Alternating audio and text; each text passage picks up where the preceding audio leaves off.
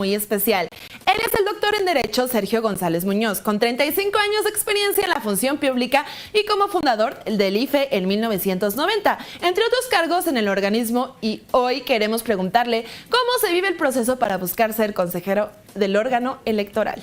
Hola, mucho gusto. ¿Cómo estás, Sergio? ¿Qué tal, Máximo? Gracias por acompañarnos el día de hoy. Gracias aquí por en recibirme. DDC. Yo estoy a sus órdenes.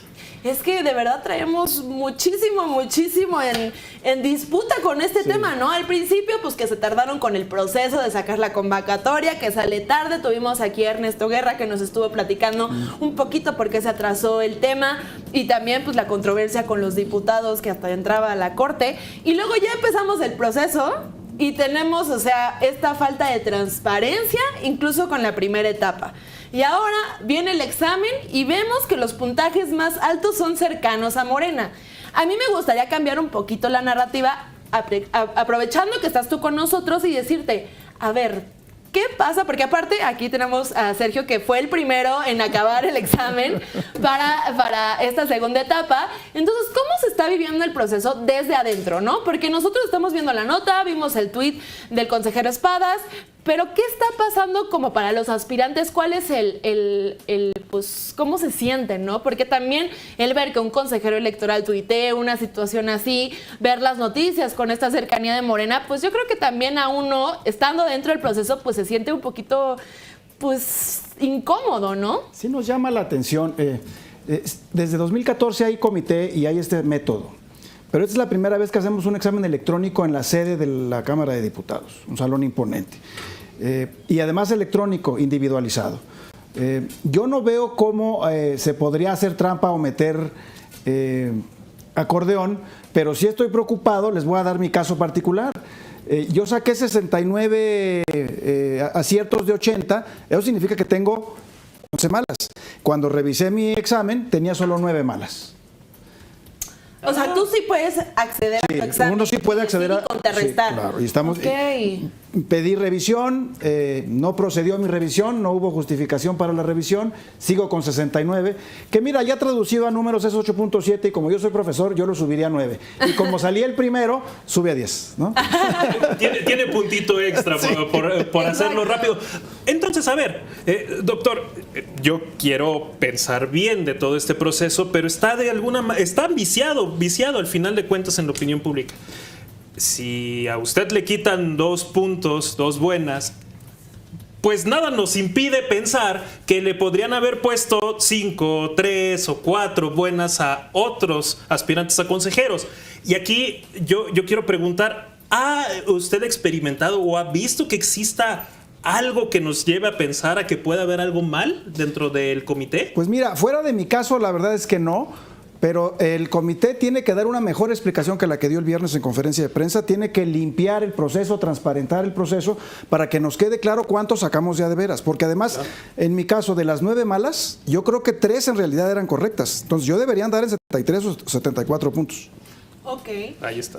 Esta parte es importante porque si estamos hablando de que hay una parte de revisión y si no se están dando los argumentos suficientes en un examen tan importante como es para acceder a un órgano que se supondría es defensor de la democracia en México, a mí desde ahí yo empiezo a cuestionarme varias cosas. Y ahí me voy a poner un paréntesis para que toda nuestra audiencia también sepa ¿quién está organizando este proceso? ¿Quiénes son los que califican? Porque también necesitamos saber quiénes son las personas que están evaluando ustedes, porque si bien no, como dices tú que es bastante importante, el decir, no hay forma de que hayan copiado dentro del examen, que es bastante importante saber porque también hay que quitarnos las partes de especulación, ¿no? O sea, claro, que creo que dentro de procesos tan importantes como en la selección de consejeros o de puestos de administración pública, es importante dejar que el proceso está bien.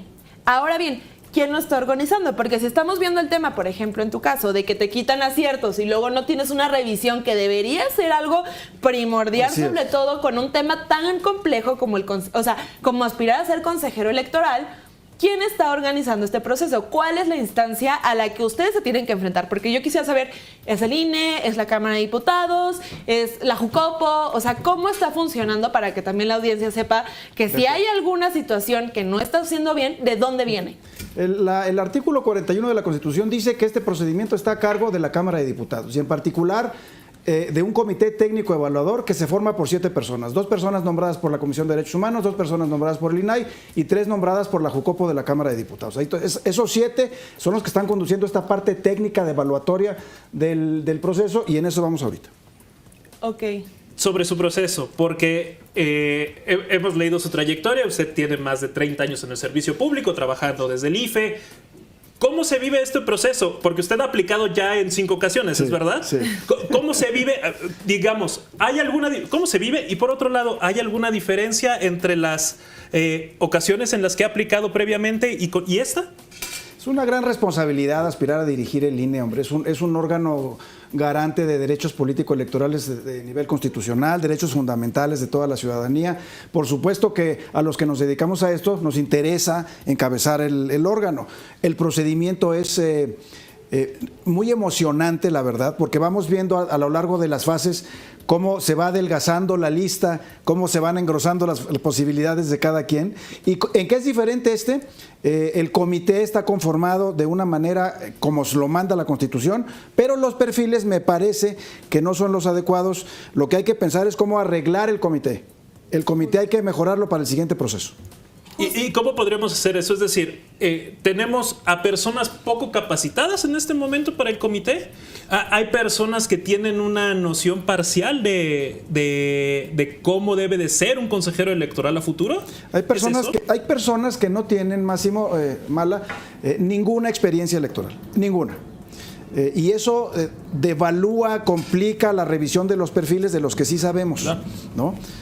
Sin embargo, respetamos la norma, respeto el procedimiento y si hubiera alguna cosa irregular, pues se reserva uno de los derechos de impugnar ante la justicia electoral, por supuesto. Pero algo que hemos visto aquí dentro de todas las noticias que hemos dado es esta destrucción de la administración pública. Y quisiera que nos explicaras tú también desde la parte pues académica, de una situación de experiencia, ¿por qué es importante que estos consejeros como cabezas de administración pública, porque al final del día no son servidores públicos, sino que ya están en la parte de funcionarios públicos y tienen responsabilidades de otro tamaño? ¿Cuál es la importancia de que tengamos esos perfiles calificados, ¿no? Yo platicaba en el programa, hace como 2 programas con Máximo en el tema de, por ejemplo, diputados y senadores, no importa si no tienen la primaria o si tienen 2 doctorados en Yale, porque al final del día son una representación del pueblo y el pueblo tiene que estar representado en todas sus expresiones y al final también es un tema de elección popular, juega ese tema. Pero en el tema de la administración pública no es lo mismo, porque estamos hablando de un andamiaje institucional diferente a lo que haría, por ejemplo, un senador, un diputado e incluso un presidente. Creo que una de las cosas que ha habido mucho en este gobierno es el debilitamiento institucional, tanto como en el INE, como en el INAI, porque pues nombrar 11 meses después 2 consejeros del INAI en una cosa que es tan importante como la transparencia en México, nos habla mucho del proceso de ver las instituciones. Ahora, tienes candidatos que no tienen experiencia en materia electoral para presidir y ser funcionarios públicos de órganos bastante altos en una institución que tiene que ver con la democracia y pues no solamente hacer elecciones libres, sino también hacer como garantía total de todos los procesos democráticos que incluyen, o sea, todo lo que tiene que ver de diario, sí, claro, ¿no? Porque a veces nos quedamos con, solo van a organizar las elecciones, no importa quién esté. Entonces, explícanos por qué sí es importante que haya un perfil capacitado, que haya un perfil que sí tenga experiencia, no que sea un tema elitista de, es que estudió en Harvard, estudió en Yale. No, me refiero más en el tema de experiencia, ¿no? Que pueda acreditar que puede utilizar ese lugar para bien. Porque no estamos hablando de agendas individuales, estamos hablando de que un consejero es un funcionario público que viene a representar la institución, ¿no? Entonces, a mí sí me gustaría que hiciéramos énfasis en eso. Mira, la función electoral, dice la Constitución, es una función estrictamente especializada, con exigencias científicas, académicas, operativas, fácticas, logísticas de alto nivel. Yo creo que no puede dirigir el máximo órgano electoral quien no ha sido funcionario de casilla o quien no ha sido funcionario electoral en otros ámbitos. Es una función que exige mucha preparación y además una parte muy importante, el INE hace una función arbitral, lo dice la Constitución, y en el arbitraje se requiere serenidad, experiencia de vida, recorrido vital, formación académica, porque de otra manera se puede descomponer la directiva del INE. como consejero del INE, ya lo vimos, doctor. Sí protesto, pero acepto. Entonces, ¿qué necesitamos en el INE de cara a los 2 años que se aproximan? Bueno, esta parte del 23 y al 24, ¿qué necesita el órgano electoral? Usted como consejero, ¿qué diría? ¿Qué necesitamos? Lo primero que hay que hacer es salvar las vacantes que hay. Hay 8 o 10 vacantes de alto nivel en la institución. Por supuesto, implementar el plan B, máximo. Nos guste o no nos guste, es norma vigente, vincula a la autoridad a cumplirla y además avanzar en temas de inclusión política. Voto electrónico, voto en prisión, voto anticipado, voto para personas con discapacidad, acciones afirmativas. Tiene muchos pendientes el INE que hay que echar a andar rapidísimo porque la elección es en el 24, Máximo. Pero el proceso electoral empieza en noviembre. Empieza en noviembre. Entonces, los que entren no tienen oportunidad de tener una larga curva de aprendizaje. Tiene que ser muy corta o no tener curva. ¿No? Bueno, la propuesta de Berta Luján es volver a hacer las INES, pero en papel, que se puedan imprimir. Entonces creo que tiene un poquito más de sustancia. Y algo que quiero rescatar con esto es la parte del plan B. Porque al final del día algo que dices es, nos guste o no, el plan B ya es una norma vigente y el hecho de que llegue un consejero sea con alguna afinidad diferente a la de Morena, tiene que hacer otra vez, actuar institucionalmente, ¿no? Hacer el uso del cargo al que representa y eso, nos guste o no, es implementar el plan B. Sin embargo, a mí sí me gustaría preguntarte, ¿qué es el peligro que tú ves con el plan B rumbo a futuro, ¿no? Porque pues una cosa es la implementación y otra cosa van a ser los costos reales, ¿no? Tanto democráticamente, socialmente, no me refiero tanto al dinero, sino a esta parte de qué nos va a costar la implementación del plan B. De acuerdo. Para empezar, 5,000, 6,000 compañeros y compañeras del servicio profesional y de la rama administrativa que se van a tener que ir a su casa pronto. Eso, por cierto, significa una corrida financiera de los fideicomisos del INE. Es decir, le va a costar mucho dinero al INE esas liquidaciones, porque yo tengo compañeros que tienen 20, 25, 30 años en la institución. Imagínense cuánto va a costar esa liquidación. También hay que hacernos cargo de varias otras cosas. El INE trabaja en pleno, pero también en comisiones. Y las comisiones son las que de veras resuelven la parte especializada de los temas para llevarla al pleno, que es el Consejo General, y ahí se resuelve. Consejero que llegue a aprender va a ser consejero que va a fracasar. Y por ejemplo, con lo de Edmundo hoy, que va a haber sesión en el Congreso General a las 5:30, ya debemos estar ahorita recibiendo noticias. ¿Qué pasa? Porque, por ejemplo, él es uno de los puestos que están dentro del plan B, que se eliminan y aún así, pues sí viene esta parte de implementación, pero ahorita están en un limbo, ¿no? Por así decirlo. Mira, el plan B tiene 2 grandes componentes. Uno, cambios necesarios que era obligación del Congreso llevarlos a cabo. Yo tengo años diciendo que hay que tocar al INE. El INE sí se toca y hay que implementarlos rápido, bien y con sentido de república, con seriedad profesional. Pero hay otros componentes del plan B que son francamente inconstitucionales y tenemos que seguirle en la Corte litigando esos asuntos hasta que se resuelvan. Y una vez que la Corte hable, se acabó la discusión y a trabajar como haya quedado el plan B. Y creo que esa es la parte donde también hay que entender que el INE es un órgano técnico y que el INE tiene que operar con esos fundamentos. Yo tengo una postura respecto a cómo se ha mediatizado la figura del INE en estos momentos. Yo creo que ha sido necesario por cómo viene la coyuntura y cómo ha actuado el gobierno pues con sus señalamientos hacia el INE, ¿no? Algunos hasta de desmantelar, ¿no? Pero también creo que esta parte es muy importante, mantener la constitucionalidad a través de el trabajo sin grilla, ¿no? ¿Qué tendría que pasar entonces en este año? ¿Los que lleguen tendrían que meterse o no en este asunto de grilla? Depende de cuánto sepan, ¿no? No me imagino, pero... Mira, el buen consejero, la buena consejera no tiene tiempo para la grilla. No hay tiempo para otra cosa. La ley dice que en tiempo de proceso electoral todos los días y horas son hábiles. Entonces, la verdad, antes dormimos, ¿no? Entonces... ¿quién se va a dar tiempo de estar grillando? Hay que sacar los pendientes, lo que diga la ley, hay que crear nuevas áreas, crear nuevos reglamentos, nuevos lineamientos, una serie de responsabilidades que el plan B impondrá a los nuevos consejeros y consejeras, que hay que sacarlo rápido y bien, porque el proceso empieza en noviembre, no tenemos tiempo de otra cosa.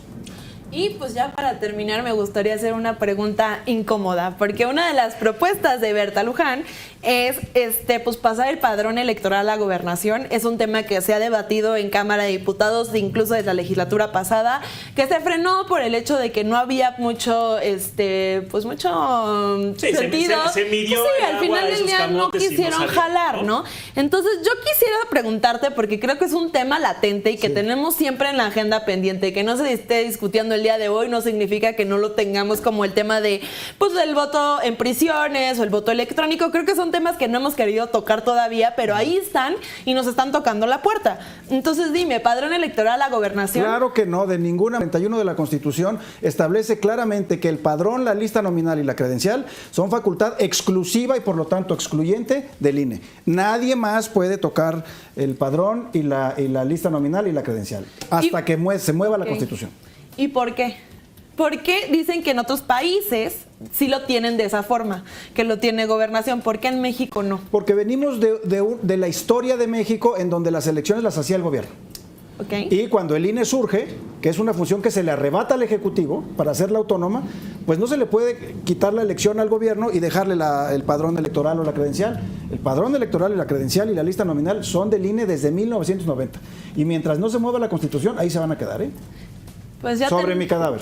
Tenemos ahí el tema de pues la autonomía del INE al final del día con la elección de consejeros. Muchísimas gracias Sergio, por estar aquí con nosotros. Un gusto, muchísimas gracias. Un honor, un privilegio. Ahí está, señores. Sí preguntamos que si estaban los dados cargados en el INE, sí estuvimos preguntando que qué hay que hacer como consejeros y si la grilla o no. Les hicimos caso a sus preguntas. Muchas gracias a todos. ¿Dónde te podemos encontrar? En las ¿Tus redes? En las redes, ahí estoy. Uso exclusivamente Twitter, @elconsultor2, ahí estoy siempre tuiteando lo de mis clases en la universidad, lo que leo, lo que escribo, en fin. Perfectísimo. Fantástico. Entonces te buscaremos a ver cuando pases a la tercera etapa, para que nos sigas comentando cómo va el proceso desde adentro. Yo les aviso, mañana se sabe, mañana 14 se sabe. Perfectísimo. Bien, aquí estamos al pendiente. Gracias.